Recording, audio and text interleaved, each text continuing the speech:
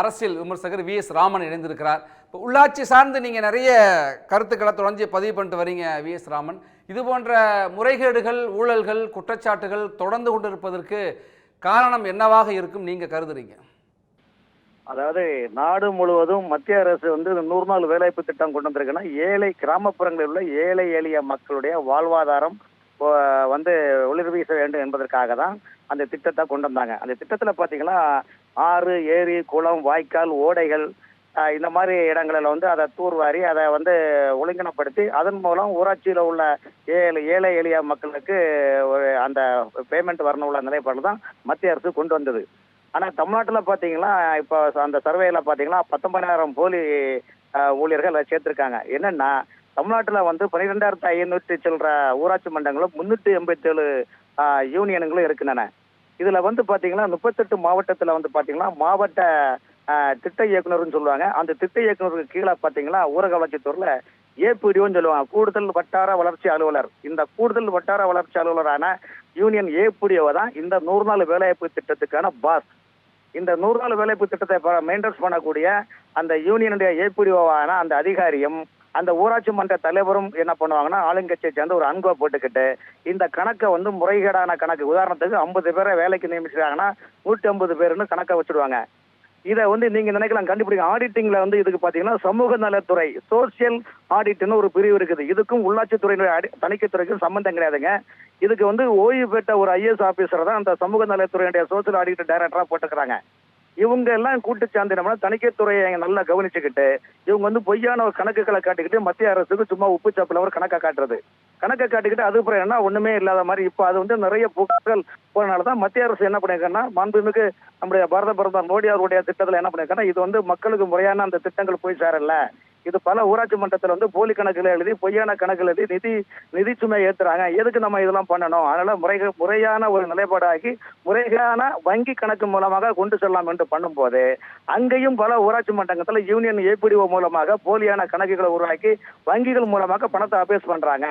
இப்ப என்னன்னா இதனால இப்ப பல நாள் திருடன் ஒரு நாள் கிடைப்பான்னு சொல்லியிருக்க மாதிரி உதாரணத்துக்கு தமிழ்நாட்டுக்குள்ள தூத்துக்குடி மாவட்டம், விருதுநகர் மாவட்டம், கன்னியாகுமரி மாவட்டம், திருநெல்வேலி, நெல்லை, ராமநாதபுரம் மாவட்டத்துல ஏகப்பட்ட கோல்மால் பண்ணிருக்கிறாங்க. அந்த மாதிரி எந்த வேலையும் நடக்காம 100 நாள் வேலைப்படுத்தல பல கோடி வேலை நடத்தினால இந்த நிதி சுமை எல்லாம் மாநில அரசுக்கு தெரியும். ஏன்னா இப்ப இந்த 2021 திமுக ஆட்சி வந்தாருன்னா உள்ளாட்சித்துறை 2ஆ பிரிச்சாங்க. ஊரக வளர்ச்சித்துறை அமைச்சராக ஐ பெரியசாமியும் நகர்ப்புற அமைச்சராக கே.என். நேருவும் போட்டிருந்தாங்க. ஆனா அதுல என்னன்னா ஊரக வளர்ச்சித்துறை தான் இந்த 100 நாள் வேலைவாய்ப்பு திட்டம் இருக்கனால இந்த ஊரக வளர்ச்சித்துறையில மத்திய அரசு நிதிகளை முறைப்படியாக மக்களுக்கு அந்த திட்டங்களை கொண்டு போறது கிடையாது. இதை முழுக்க இந்த மாவட்ட திட்ட இயக்குனர்னு சொல்லுவாங்க. இவங்களுடைய கூட்டணியில சேர்ந்து முழுக்க இது கூட்டு குர்பானியான ஒரு கொள்ளை தான் தவிர்த்து மக்களுக்கு முறையான வழியில இந்த பணம் திட்டங்களுக்கு போய் சேர்றது கிடையாது. அது இப்ப என்னன்னா பல நாள் திருடன் ஒரு நாள் கிடப்பான் கிராமத்துல பழமொழி மாதிரி இன்னைக்கு தமிழ்நாட்டுல 19,000 பேர் போலி கணக்குகளை வச்சு கண்டுபிடிச்சிருக்க. இது 19,000 கிடையாது, நிறைய லட்சக்கணக்கான பேர் இந்த மாதிரி முறைகளை நடத்திருக்காங்க. இது மாவட்ட வாரியாக உள்ளாட்சித்துறையுடைய தணிக்கைத்துறை மூலமாக நீங்க தனியா ஒரு ஆடிட்டிங் போட்டு 4 ஆண்டுகளில் நடந்த இந்த எவ்வளவு மத்திய அரசு நிதி ஒதுக்கி இருக்குது ஒவ்வொரு ஊராட்சி வாரியாக யூனியன்களில் மாவட்டங்களில் கணக்கு எடுத்தீங்கன்னா பல கிட்டத்தட்ட 1 லட்சம் பேர் இதுல போலி கணக்குல சிக்கல எந்த மாற்றமும் இல்லை சார். கண்டிப்பாக இதுல சிக்குவாங்க சார். நன்றி சார் உங்களுடைய கருத்துக்களை பகிர்ந்து கொண்டமைக்கு. மத்திய அரசினுடைய இந்த திட்டத்திற்கு தமிழ்நாட்டிற்கு கடந்த 4 ஆண்டு காலத்தில் மட்டுமே 39,339 கோடி ரூபாய் ஒதுக்கப்பட்டிருக்கு. அதில் குறிப்பிட்டு சொல்லணும் அப்படின்னாக்கா 2022-23 மட்டுமே 9,743.53 கோடி ரூபாய் ஒதுக்கப்பட்டிருக்கு. 2023-24 12,616.53 கோடி ஒதுக்கப்பட்டிருக்கு. 24-25 7,585 கோடி ரூபாய் ஒதுக்கப்பட்டிருக்கு. இப்படி தொடர்ச்சியாக நிதி ஒதுக்கப்படுகிறது. ஆனால் அந்த ஒதுக்கப்படுகின்ற நிதியிலே பெருமளவிலே முறைகேடு நடப்பதாக குற்றச்சாட்டு வந்திருக்கிறது. முதல்ல அந்த நேரலையுடைய துவக்கத்தில் ஜி.கே. நாகராஜன் குறிப்பிட்டது போல திருப்பூர், கோவை, திண்டுக்கல் மாவட்டத்தில் மட்டுமல்ல ஈரோடு மாவட்டத்தில் கோபி நஞ்சைங்கிற ஒரு கிராம ஊராட்சியில் நடந்த முறைகேடுகளை ஆதாரத்தோடு கடந்த மார்ச் மாதம் பாஜகவினுடைய தற்போதைய தேசிய பொதுக்குழு உறுப்பினர் அண்ணாமலை அதை வெளியிட்டிருந்தார். இது குறித்து சிபிஐ விசாரணை நடத்த வேண்டும். ஒரு பட்டியல் தான் வெளில வந்திருக்கு, இன்னும் நிறையா பட்டியல் இருக்குது. இது போன்ற பெரும்பான்மையான கிராம ஊராட்சிகளில் இப்படி முறைகேடுகள் நடந்திருக்கு என்கிற ஒரு குற்றச்சாட்டையும் முன்வைத்திருந்தார். அதே நேரத்தில் இந்த திட்டம் வந்ததுக்கப்புறம் விவசாய பணிகளுக்கு, அந்த கிராமப்புறங்களில் போய் கேட்டால் விசாரிச்சா தெரியும், விவசாய பணிகளுக்கு ஆட்கள் கிடைப்பது பெரும் பற்றாக்குறையாக இருக்குது. விவசாய பணிகளுக்கான வர்றவர்களுடைய ஊதியமும் அதிகரிச்சுட்டு அதில் விவசாயிகளுக்கு ஒரு பெரும் பாதிப்பு. இந்த திட்டத்தை விவசாயத்துக்கு மட்டும் பயன்படுத்துகிற அளவுக்கு மாற்றி அமைக்கணும் என்றெல்லாம் சொல்கிறாங்க. அது எந்த அளவுக்கு வரும் என்கிற கேள்வி எழுந்திருக்கு. நம்மோடு பாரதிய கிசான் சங்கத்தினுடைய மாநில தலைவர் பார்த்தசாரதி இணைந்திருக்கிறார். சார், விவசாயிகளுக்கு இது பாதிப்புன்னு சொல்கிறாங்க, ஆனால் திட்டத்தில் முறைகேடுகள் இருக்கிறாங்க. திட்டத்தை ஒழுங்குபடுத்தணுமா, முறைப்படுத்தணுமா, அல்லது திட்டமே வேண்டாமா? அதாவதுங்க, இந்த மது பாட்டில்ல மதுவும் நாட்டுக்கும் வீட்டுக்கும் கேடுன்னு எழுதி போட்டு கடையில் வச்சு விற்கிறாங்க பாத்தீங்களா? அதே மாதிரிதான் இதுவும் 100 நாள் வேலை திட்டம்னு மகாத்மா பேர்ல வேலையே பார்க்காத ஒரு திட்டத்துக்கு வேலை திட்டம்னு பேர் வச்சிருக்கிறது ஒரு ஒரு தர்மமே கிடையாது. அரசாங்க பணத்தை விரயம் பண்றத விரிவா செஞ்சுக்கிட்டே போறாங்க. நாளுக்கு நாள் அதிகரிச்சுக்கிட்டே போறதோட விளைவு விவசாய கூலிகள் இன்னைக்கு ஒரு வேலை இல்லாம இந்த காசு கிடைச்சா போதும், 300 ரூபா கிடைக்குது அப்படின்ற அடிப்படையில அங்க போறதான் விரும்புறாங்களோ ஒழிய விவசாய பணிகளுக்கு ஆள் கிடைக்காம விவசாயிகள் அல்லல்படுறாங்க. வருங்காலத்துல இது மிகப்பெரிய அநீதியாக அமையும் இந்த சமுதாயத்துக்கு. ஒரு வேலை பார்க்காமலே காசு கிடைக்கும்ன்ற ஒரு பண்பாடு ஒரு திருடாத்தான் நம்ம கருதணும் மொழிய, அல்லது ஒரு பிட் பாக்கெட் மாதிரி தான் நினைக்கிற மொழிய, இது ஒரு நாகரீகமா இந்த அரசுகள் நடத்திக்கிட்டு இருக்கு. எந்த வேலையை எடுத்தாலும் ஒரு காலத்துல விவசாயிகளுக்கும் தொழிலாளிகளுக்கு இருந்த நல்லுறவு இன்னைக்கு பாதிக்கப்பட்டிருச்சு. ஒரு 4 நாளைக்கு வேலைக்கு வந்தவங்க 5வது நாள் எங்களுக்கு 100 நாள் வேலைக்கு இன்னைக்கு எனக்கு பேர் வந்துருச்சு அப்படின்னு அப்ரப்டா பாதியில நடந்த வேலையை விட்டுட்டு போற போக்க பார்க்க முடியும். அதனால இந்த வேலையை முழுசா கைவிடணும். அதே நேரத்துல முறைகேடுகள்ன்றது இப்ப நிறைய காடுகள்லாம் நீக்கப்பட்டிருக்குன்னு சொல்றது அதுக்கான ஒரு ஆதாரம். அது போக இது முழுமையான தீர்வு அல்ல, அது முழுமையான கண்டுபிடிப்பு அல்ல. ஒரு விஞ்ஞான ரீதியில பிரசிடண்டுகள், மெம்பர்கள், அந்த பஞ்சாயத்துல இருக்க கிளர்க்குகள் திட்டமிட்டு அந்த கார்டு ஹோல்டரை கைக்குள்ள வச்சுக்கிட்டு அவங்ககிட்ட இருந்து கமிஷன் பெறதெல்லாம் ரொம்ப சாதாரணமா நடைமுறையா போயிட்டு இருக்கு. இது சில வேலைகளுக்கு முன்னாடி எல்லாம் அரிசி கொடுத்து வேலை செய்யற மாதிரிலாம் சொல்லுவாங்க. அதே மாதிரிதான் சில திட்டங்களுக்கு 100 நாள் வேலையை பயன்படுத்தணும் அப்படின்லாம் கூட ஒரு கட்டுமான பணிகள்ல கூட சொல்லி அதுக்கான பணங்களை ஒதுக்குற மாதிரி எல்லாம் சொல்லி ஏமாத்துறாங்க.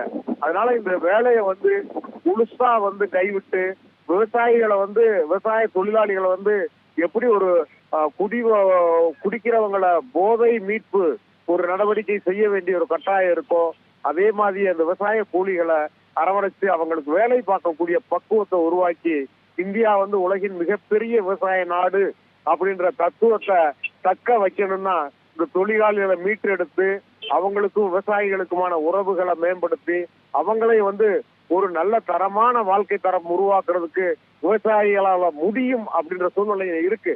ஏன்னா உணவு உற்பத்தியில இன்னைக்கு அவ்வளவு தேவைகள் இருக்கு.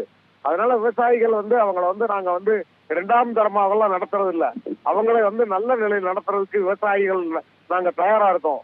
ஆனா அவங்கள விவசாயிகிட்ட இருந்து அந்நியப்படுத்துற வேலையை இந்த அரசாங்கம் திட்டமிட்டு செஞ்சு வர்றது, இந்த விவசாயத்தை கார்பரேட்டர்ல கொண்டு போய் விடுறதுக்கான ஒரு சதியாகவே பாரதிய கிசான் சங்கம் பாக்குது.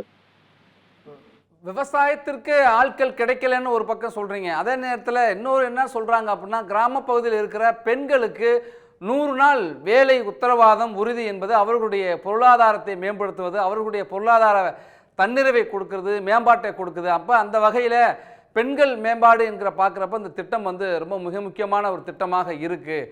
இந்த திட்டத்தை முழுமையாக நடைமுறைப்படுத்த வேண்டுமே தவிர நிறுத்தக்கூடாது என்கிற குரல்லாம் ஒரு பக்கம் வருதே. அதாவது ஒரு அவங்களுக்கான ஒரு வறுமை ஒழிப்பு அப்படின்றத அவங்களுக்கு இப்போ பஸ்ல ஃப்ரீன்னு கொடுத்துருக்காங்க, இலவச கல்வின்ற மாதிரி திட்டம் இருக்கு, எதோ இலவசமா கொடுக்குறாங்க. அவங்களுக்கு அடிப்படை தேவைக்கு அப்படி ஒரு பொருளாதார தேவை இருக்குன்னா அரசாங்கம் ஏதோ ஒரு வழியில அவங்களுக்கு பணத்தை கொடுக்கலாம். ஆனா வேலை அப்படின்னு சொல்லிட்டு அவங்கள வேலை பார்க்காம வைக்கிறது தர்மமே கிடையாது. அவங்களுக்கு அவசியமா அரசாங்கம் அவங்களுக்கான பேசிக் நீட், வறுமை கோட்டுக்கு மேல வர்றதுக்கு ஒரு பணம் தேவைன்னா அரசாங்கம் வந்து இப்ப இலவசமா அரிசி பெறுது. அதே மாதிரி வந்து அவங்களுக்கு வந்து ஏதாவது ஒரு கூடுதல் வருமானத்துக்கு வழிகளை செய்யலாம். இன்னைக்கு வந்து விவசாய கூலிக்கு வர்றவங்க ஒரு 4 மணி நேரம் பாக்குறது, கூட போனா 6 மணி நேரம் பாக்குற பழக்கம் தான் இருக்கு. மீத 2 மணி நேரம் அவங்க வீட்டுல இருந்து ஏதோ ஒரு தொழில் பண்றது கூட அவங்களுக்கு ஊக்கப்படுத்தலாம். அதை விட்டுட்டு வேலை பார்க்காம இருக்கிறதுக்கு பணம் கிடைக்கும் அப்படின்ற ஒரு சமூக சீர்கேட்ட அரசாங்கம் வந்து பெண்களை மேம்படுத்துறோம்னு ஒரு பொய்யான ஒரு போலியான நாடகத்தை நடத்த வேண்டிய அவசியம் இல்லை. நன்றி சார், உங்களுடைய கருத்துக்களை பகிர்ந்து கொண்டமைக்கு. 100 நாள் வேலை திட்டம் என்பது கிராமப்புற பெண்களுடைய மேம்பாட்டுக்காக பொருளாதார மேம்பாடு என்று தன்னிறைவு என்ற பார்வையில் கொண்டு வரப்பட்டாலும், ஆனால் நடைமுறையில் என்பது இன்றைக்கு வேளாண் துறைக்கு அது ஒரு மிகப்பெரிய சவாலாக இருக்கிறது. கிராம பகுதிகளில் இருக்கிற நீர்நிலைகளை மேம்படுத்துவது அல்லது நீர்நிலைகளை வலுப்படுத்துவதற்கான முயற்சிகளை மேற்கொள்வது, நில மேம்பாடு, உள்கட்டமைப்பை மேம்படுத்துவது உள்ளிட்ட பணிகளுக்கு இந்த திட்டத்தை பயன்படுத்தணும்னு சொல்கிறாங்க. ஆனால் பல இடங்களில் இயந்திரங்கள் மூலமாகவும் இருக்கலாம் அல்லது நேரடியாக ஆட்களை கொண்டும் இந்த திட்டங்களை நிறைவேற்றலாம் கூட. அதுக்கு ஏற்ப நிதி பகிர்வு என்பது மத்திய மாநில அரசுக்கு இடையில் மாறுபடும். அதாவது ஆட்களே வேலை செய்கிறதுக்கும் இயந்திரங்களை கொண்டு அதெல்லாம் வரையறுத்திருக்காங்க. ஆனால் பல இடங்களில் இயந்திரங்களை கொண்டு வேலை செய்துவிட்டு ஆட்கள் வேலை செய்ததாக கணக்கு காட்டுறது ஒன்று. இந்த திட்டத்திலே பயன்பெறாமல் வேலை அட்டையை மட்டுமே கொடுத்துட்டு அவர்களுக்கான ஊதியம் என்பது நேரடியாக வங்கி கணக்கில் கொடுக்கப்பட்டாலும் அந்த வங்கி கணக்கிலிருந்து இடையிலே இருக்கிறவர்கள் அந்த பகுதியை சார்ந்த ஆதிக்கம் செலுத்துகிற செல்வாக்காக இருக்கிற ஒருவர் ஊராட்சியில், கிராம ஊராட்சியில், அவர் அந்த பணத்தை முழுமையாக பெற்றுக்கொள்வது அல்லது அதற்காக ஒரு தொகையை கமிஷன் என்று பெற்றுக்கொள்வது, இதெல்லாம் நடக்குது. நடக்காத வேலைக்கு நடந்ததாக கணக்கில் காட்டுறது, இப்படியெல்லாம் நிறைய குற்றச்சாட்டுகள் தொடர்ந்து வந்து கொண்டே தான் இருக்கிறது. இது கடந்த சில ஆண்டுகள்லையும் அதை நம்ம பார்த்துக்கிட்டு தான் இருக்கோம். கடந்த சில ஆண்டுகளுக்கு முன்பு கூட மத்திய அரசு கொடுத்த புள்ளி விபரத்தின்படியே பார்க்குறப்ப 2021-22 மட்டுமே 1,49,51,247 இந்த வேலை அட்டைகள் நீக்கப்பட்டன. 2022-23 பார்த்தீங்கன்னா 5,18,91,168 பேருடைய வேலை அட்டைகளெல்லாம் நீக்கப்பட்டது. பல்வேறு காரணங்கள் சொன்னாங்க. இப்படி நாடு முழுக்கவே, தமிழ்நாடு மட்டுமல்ல நாடு முழுக்கவே பல இடங்களில் இந்த குற்றச்சாட்டு ரொம்ப அதிகமாக இருக்குது. அப்படிங்கிறப்ப தொடர்ச்சியாக இப்போ செய்யப்படுகிற ஆய்வுகள் அடிப்படையிலையும் பார்க்கின்றப்ப பல தன்னார்வ அமைப்புகளுடைய செயல்பாட்டாளர்களுடைய ஆய்வுகள் அடிப்படையில் திட்டம் உன்னத திட்டமாக இருக்குது, நோக்கம் நல்ல நோக்கமாக இருக்குது. ஆனால் நடைமுறை என்பது மிக மோசமாக இருக்குது. நடைமுறை முறைகேட்டிற்கும் ஊழலுக்கும் மட்டும்தான் வழிவகுத்திருக்கிறது. இடையில் இருக்கிற சிலர் தான் இதிலே அதிகமாக முறைகேடுகள் மூலமாக பயனை பெற்று கொண்டிருக்கிறார்கள். உண்மையான பயனாளிகளுக்கு அந்த பயன் போய் சேரவில்லை. அப்போ இதை ஒழுங்குபடுத்த வேண்டிய, முறைப்படுத்த வேண்டிய ஒரு கட்டாயம் இருக்குது. இது குறித்த ஒரு தீவிர மீள் ஆய்வு செய்து ஒரு மறு கட்டமைப்பு, இந்த திட்டத்தையே மறுகட்டமைப்பு செய்யணும், இந்த திட்டத்தையே சீர்திருத்தணும், புதிய வடிவில் இந்த திட்டத்தை உருவாக்கணும். நடைமுறையில் இருக்கிற இந்த முறைகேடுகள், ஊழலுக்கான அந்த ஊட்டுக்கணெல்லாம் அடைக்கப்பட்டு நல்ல நோக்கத்துக்காக கொண்டு வரப்பட்ட திட்டம் முழுமையாக அந்த மக்களுக்கு சென்றடையணும். இடைத்தரகர்கள் பயன்பெறுவதை தடுக்க வேண்டும் என்பதுதான் உள்ளாட்சி அமைப்பு சார்ந்த செயல்பாட்டாளர்களுடைய நோக்கமாக இருக்கு. அதே நேரத்தில் விவசாய பணிகளுக்கு முக்கியத்துவம் கொடுக்கின்ற வகையில் வேளாண் பணிகளோடு இதை கலந்து செய்கிறதுக்கான ஒரு திருத்தத்தையும் கொண்டு வரணும். வேளாண் பணிகள் எந்த விதத்திலும் பாதிக்கப்படக்கூடாதுக்கு, இந்த திட்டத்தின் மூலமாக பாதிக்கப்படக்கூடாது என்கிற வேண்டுகோளை விவசாயிகள் சங்கங்களுடைய பிரதிநிதிகள் தொடர்ந்து வைத்துக் கொண்டிருக்கிறார்கள். அந்த கருத்தையும் கவனத்தில் கொண்டு 100 நாள் வேலை திட்டம் முறைகேடுகள் இன்றி முழுமை பெறுமா, முழுமையாக பலனை கொடுக்குமா என்று காத்திருப்போம். மீண்டும் ஒரு பேசு பொருளோடு சந்திப்போம்.